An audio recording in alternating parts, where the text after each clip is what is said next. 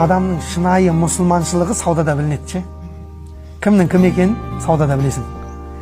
Пайғамбар саллаллаху алейхи вассалам бекерден бекер айтпаған. Шыншыл саудагерлер бар ғой. Таразыдан ұрмайтын, алдамайтын, кетігін кетік деп, кемтігін кемтік деп айтатын сауданың өзін жаңа нелер бар ғой.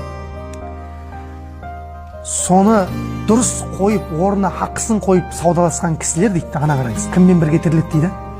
Пайғамбарлармен бірге тіріледі дейді.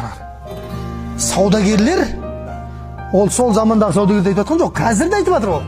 Қияметке дейінгі келетін саудагерлерге айтылған хадис бұл пайғамбар саллаллаху. Саудагерлер дейді, хақысын орнына қоятын, алдамайтын шыншылсы пайғамбарлармен бірге тіріледі дейді.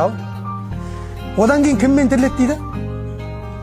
Шахидтермен дейді. Мағаш шухада, шахидтермен, сахабалармен. Одан кейін кіммен тіріледі дейді? Мағаш салихин, Алланың ең сүйікті игі пенделермен кездеседі дейді. Солармен бірге